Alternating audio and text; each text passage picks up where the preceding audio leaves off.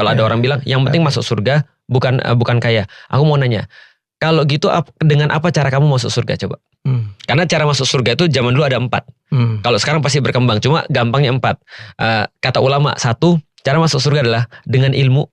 Kalau kamu nggak punya, dengan pedang, dengan kekuatan. Kalau kamu nggak punya, dengan harta. Kalau kamu nggak punya, dengan doa. Nah, kalau kamu miskin nggak punya apa, dengan doa nih. Nah, ini kamu mau masuk yang mana nih? Karena kalau misalnya dia nggak punya semuanya, dia harus minimal dengan doa kan. Nah, dengan doa itu dia nggak bisa komen seperti itu. Karena kalau dia sudah komen seperti itu, berarti dia tidak termasuk orang-orang itu. Mindset sih sebenarnya masalahnya tuh. Oke. Saya ngelihat kita paham ya. Top 20, top 100 richest gitu, orang terkaya yang Forbes ya. Mau dunia, mau yang negara manapun itu dominasinya non-muslim itu. Iya, benar banget. Termasuk di Indonesia. Ya, apalagi di Indonesia tuh. Benar. Kok bisa begitu ya? Apa yang terjadi gitu?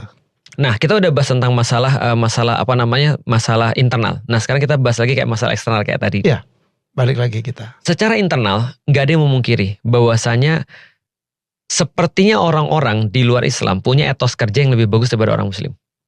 Bukan ada sesuatu, kalau yang Muslim itu segini aja, nggak terlalu harus mengejar dunia. Betul. Bukan begitu. Nah, itu etos kerja tuh termasuk kan. Tadi yang kita bahas internal.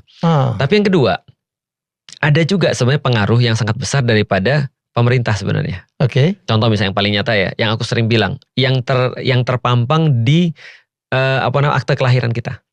Akte kelahiran kita tuh dibagi loh. Misalnya contoh, kalau misalnya Mas Helmi, aku yakin akte kelahirannya beda dengan aku. Karena akte kelahiran dulu ketika di zaman Belanda itu dibagi 3. Yang pertama adalah Europanen, orang-orang Eropa. Yang kedua adalah Vreemde Oosterlingen, itu adalah orang-orang Arab, India, Cina dan seterusnya. Yang paling bawah itu adalah Inlander. Inlander pribumi. Dan pribumi dibagi lagi, ada pribumi Kristen, ada pribumi Muslim. Nah, aku nggak tahu nih, kalau misalnya Mas Helmi sama, berarti kita kayaknya Vreemde Oosterlingen nih kayaknya. Mungkin Cina sama-sama.